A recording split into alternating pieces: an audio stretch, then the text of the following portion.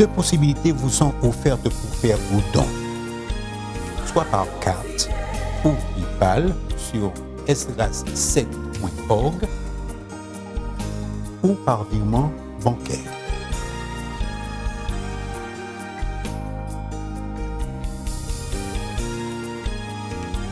Que notre prière soit: Père Céleste, rends-nous aussi généreux que tu l'es.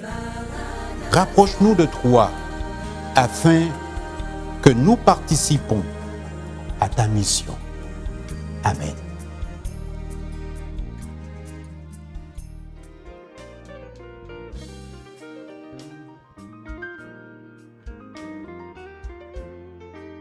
Jean 8, le verset 36. Si le Fils vous libère, vous serez réellement libre. Le 25 mai, à Minneapolis, un homme noir est arrêté par deux policiers, menotté au dos et installé dans une voiture de police. Mais un autre policier qui arrive sur les lieux, puis après, le sort de la voiture et le plaque au sol sur le ventre. Le policier pose son genou sur son cou et presse là-dessus. À 16 reprises, l'homme dit « I can't breathe ». Autrement dit, j'étouffe. Je ne peux pas respirer. Malgré les protestations des passants dans la rue, les caméras des témoins qui filment, le policier, Derek Chauvin, ne relâche pas son étreinte. Il continue à presser, sans pitié. Pendant 8 longues minutes et 46 secondes, il maintient son genou sur la tempe de George Floyd. La suite, on la connaît. Ce crime odieux déclenche une vague d'indignation dans le monde. Un homme est mort à cause de sa couleur de peau. Cet incident me rappelle un épisode du livre de l'Exode. Le pharaon est aux abois. Le nombre des esclaves hébreux augmente sans cesse. Ils sont de plus en plus puissants. Pour diminuer cette population galopante, le pharaon procède avec une extrême cruauté. Il multiplie la charge de travail des esclaves, mais leur nombre continue d'augmenter. Pris de colère, il fait tuer des bébés, les petits garçons hébreux, mais leur croissance se poursuit. Nous avons connu cela aux Antilles. Amenés comme esclaves dans les territoires des Amériques, les Noirs, malgré leur souffrance, ont augmenté en nombre et en puissance. Pour les rendre dociles, on a utilisé la religion. Dans les colonies françaises, on expulsa les Juifs et on interdit le culte protestant. Le Lady Royal de Louis XIV déclarait « Tous les esclaves qui seront dans nos îles seront baptisés et instruits dans la religion catholique. » Selon le Code noir, les esclaves étaient des meubles, pas des êtres humains. Montesquieu a déclaré « Dieu ne peut pas avoir créé une âme, surtout une âme bonne, dans un corps tout noir. » Malgré ces outrages, cette infamie, les esclaves découvrirent dans la Bible le grand émancipateur Jésus-Christ et la promesse de leur délivrance dans l'histoire des Hébreux. Ils chantaient. Aux États-Unis, ce Negro Spirituals. Bientôt, nous entrerons dans la terre promise. Les fondateurs des États-Unis ont écrit une constitution en 1776 qui commence ainsi. Nous tenons pour évidentes les vérités suivantes. Tous les hommes ont été créés égaux. Ils sont dotés par le Créateur de certains droits inaliénables, à savoir la vie, la liberté et la recherche du bonheur. Chers amis, d'où vient l'idée d'égalité de tous les êtres humains? De la Bible elle-même. Elle dit que nous sommes tous frères. Observez cependant la contradiction. Les auteurs de la Constitution américaine proclamèrent l'égalité de tous les êtres humains. Mais comme George Washington, le premier président des États-Unis, ou Thomas Jefferson, l'auteur de la Constitution, ils possédaient des esclaves et traitaient les femmes en êtres inférieurs. Le droit de vote leur était interdit. En France, ce ne fut guère mieux. La Déclaration des droits de l'homme et du citoyen de 1789 déclare « Les hommes naissent et demeurent libres et égaux en droit. » Mais dans les faits, cela s'appliqua uniquement aux hommes blancs. Les Noirs et les femmes n'étaient pas citoyens. L'esclavage était interdit dans l'Hexagone, mais pas dans les colonies. Le peu de Noirs en France étaient libres, mais la vaste majorité était esclave dans les territoires d'outre-mer. À la base, le racisme et la soif de richesse sont des frères jumeaux. Pour se faire un maximum d'argent, on se procura par la force une main-d'œuvre gratuite. Dieu entend les cris, les gémissements des Hébreux, et il leur envoie un libérateur.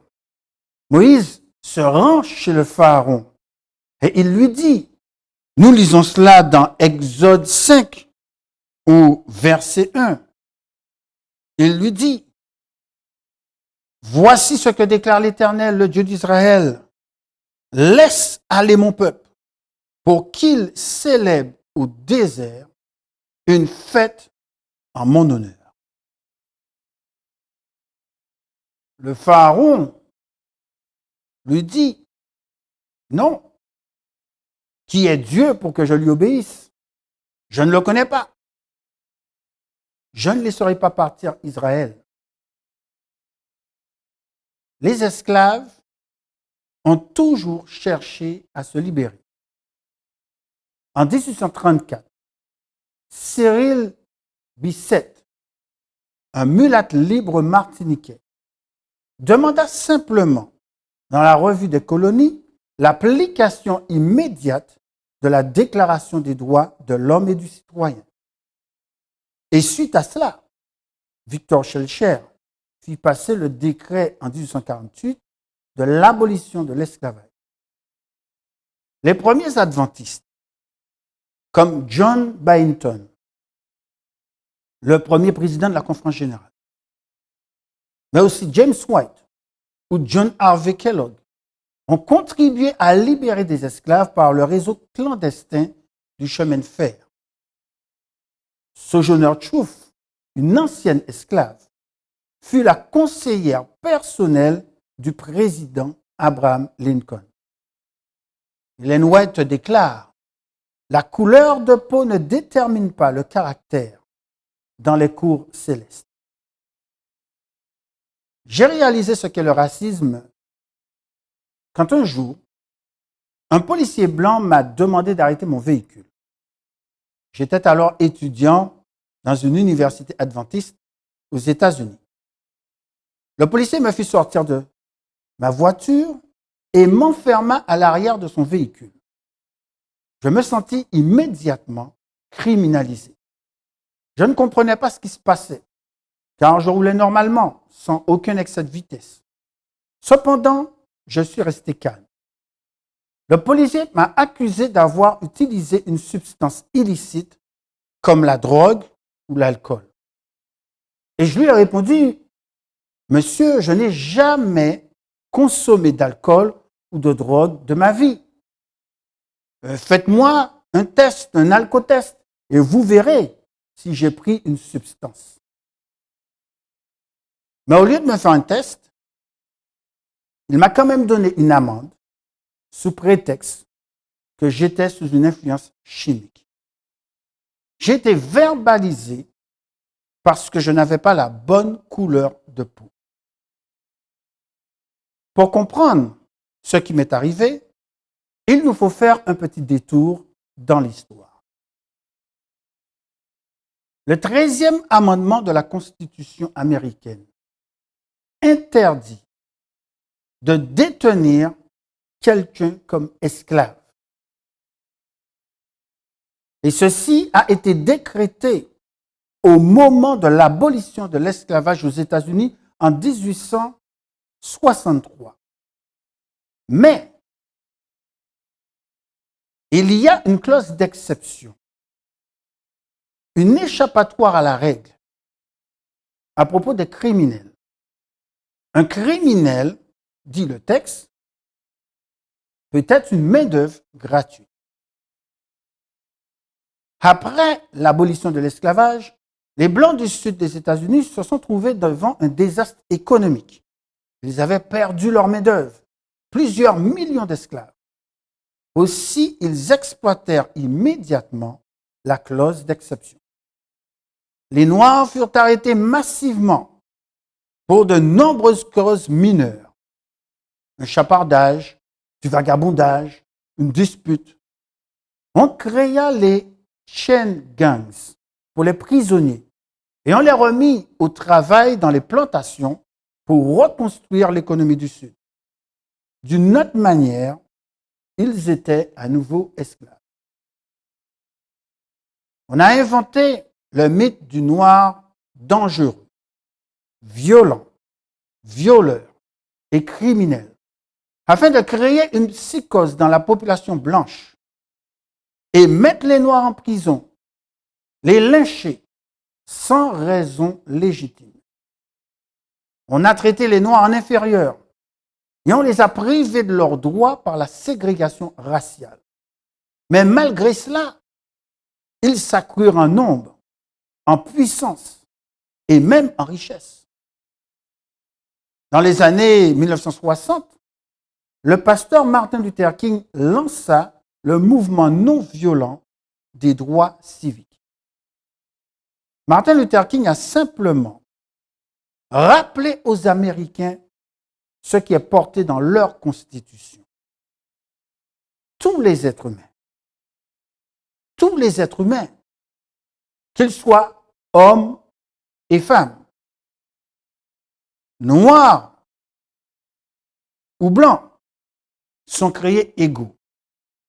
Ils sont dotés par Dieu lui-même de droits inaliénables, à savoir la vie, la liberté et la recherche du bonheur. À la suite de cela, les Noirs ont obtenu la fin de la ségrégation aux États-Unis et les mêmes droits que les autres citoyens de leur pays, notamment le droit de vote. Mais, chers amis, la lutte n'est pas terminée. Le pharaon ne veut pas laisser partir le peuple. Les Noirs pensaient que la lutte était finie, mais de nouvelles formes de racisme, de discrimination, d'attitudes dévalorisantes sont apparues. Selon un sondage en France, tu sais que tu es un Noir quand on te dit « tu es joli pour une Noire ». Tu parles bien le français, sans accent. Comment se fait-il que ton nom soit français? Tu sais que tu es un Noir en France quand on te demande si tu parles africain. De sourire pour te voir dans le noir. Ou de rentrer chez toi après les études. Attendez. Mais je suis chez moi. C'est mon pays, ma langue, ma nationalité. Pourquoi dois-je m'excuser pour ma couleur de peau? Chers amis, pensez à cela. Les États-Unis ont 5% de la population mondiale, mais 25% de la population carcérale dans le monde. Il y a 2 200 000 prisonniers dans ce pays, la plupart des hommes noirs et hispaniques. Chose choquante, 97% de ces prisonniers n'ont pas de procès. Souvent, ils plaident coupables pour des crimes qu'ils n'ont jamais commis par crainte de rester de très longues années, des dizaines d'années en prison. Dans le langage de tous les jours, le mot noir a souvent une mauvaise connotation. On dit par exemple chat noir, mouton noir, marché noir, trou noir, peste noire, magie noire ou messe noire. Le noir est associé au mal, à la laideur, à la malchance, au malheur et à la mort. Par contraste, le blanc symbolise la pureté, la propreté, l'innocence et la victoire. Comme les Hébreux à Goshen, malgré les obstacles, les Noirs continuent à croître. Ils deviennent avocats, médecins, directeurs d'école, champions sportifs, maires, sénateurs, voire présidents de la République, comme Barack Obama.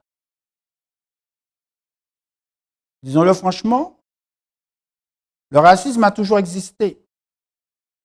Le préjugé racial, le sentiment de supériorité, l'esprit de conquête et de domination sont un fléau universel.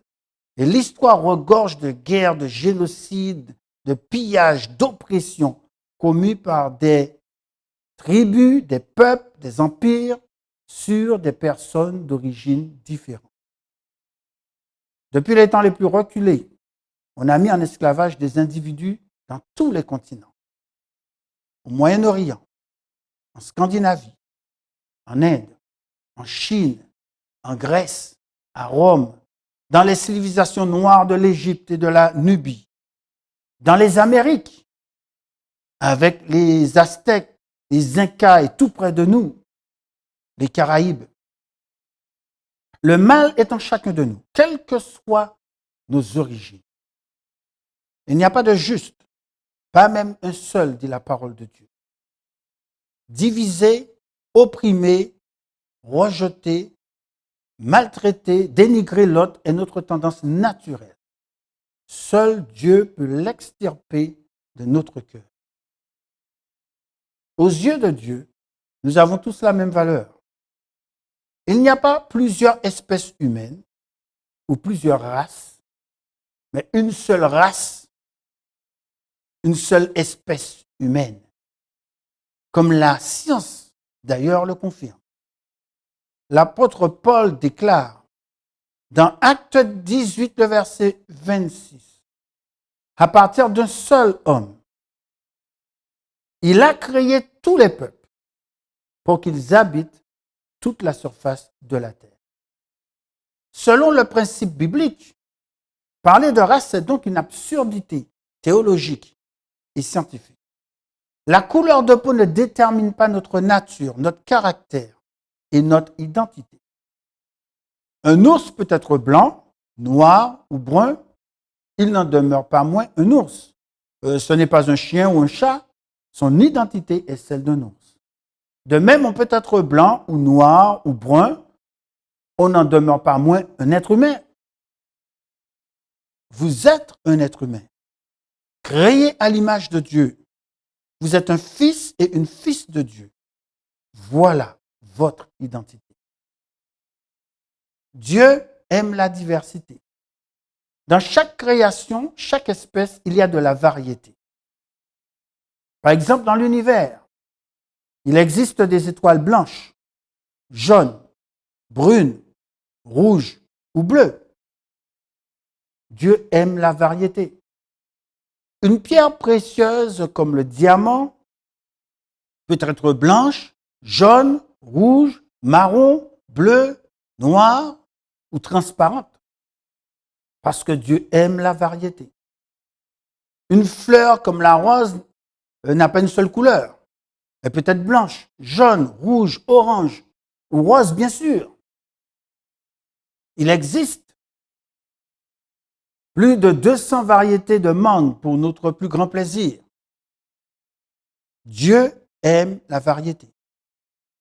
Il existe des centaines de variétés de chiens qui peuvent s'accoupler, se croiser et faire des petits.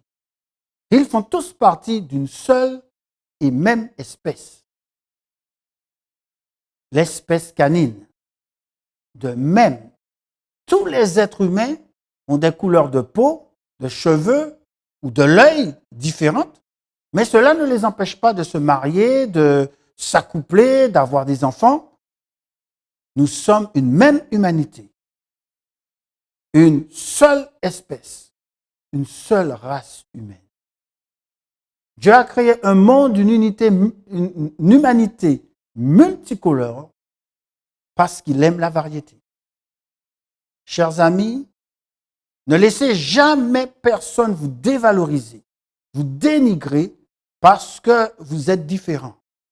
Vous êtes un fils, une fille de Dieu, un enfant du roi de l'univers.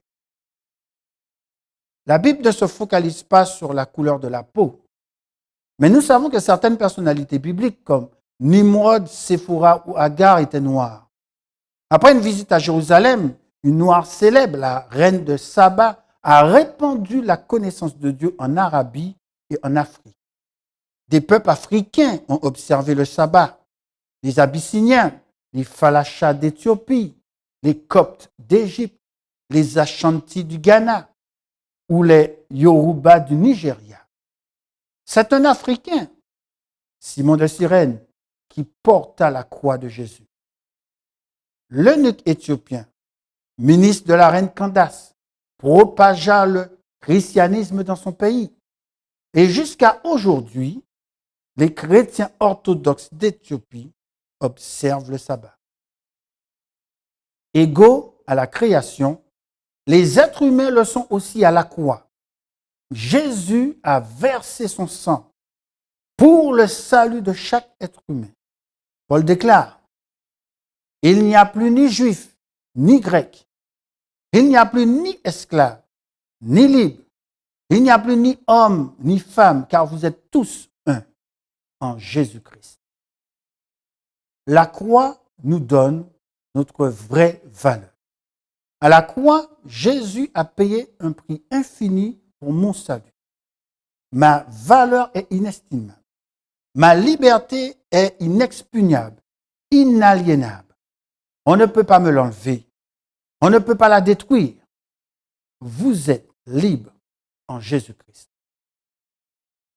Dieu dit aux pharaons modernes, quels qu'ils soient, policiers, juges, députés, maires, fonctionnaires, employeurs, propriétaires, collègues de travail, camarades de classe, laisse aller mon peuple.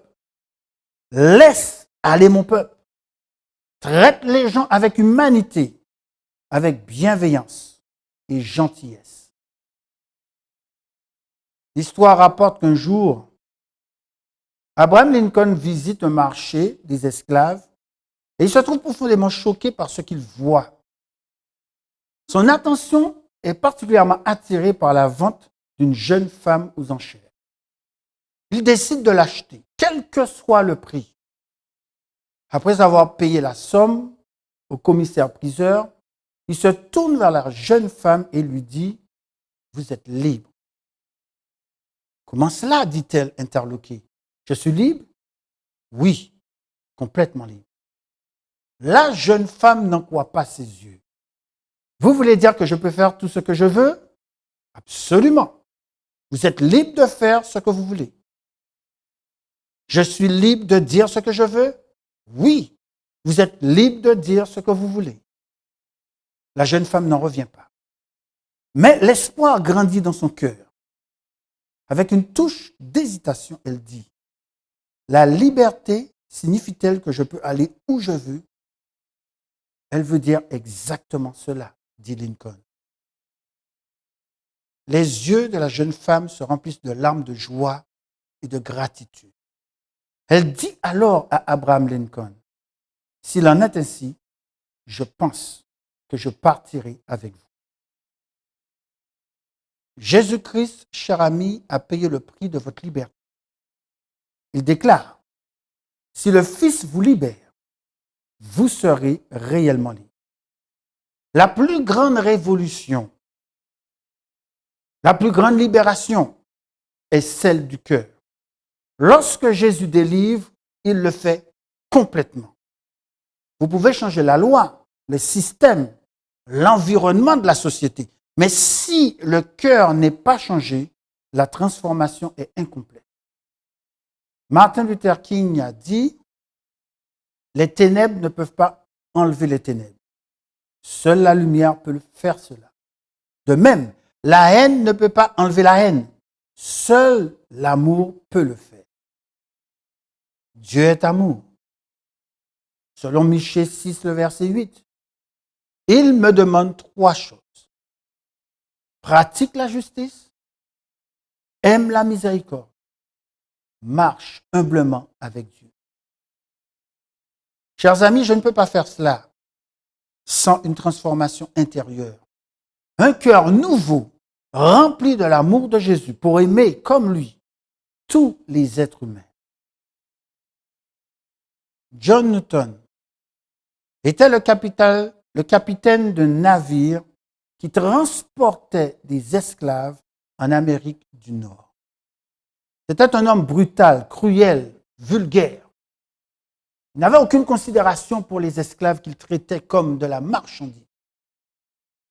Un jour, durant une violente tempête, il demanda à Dieu de lui sauver la vie.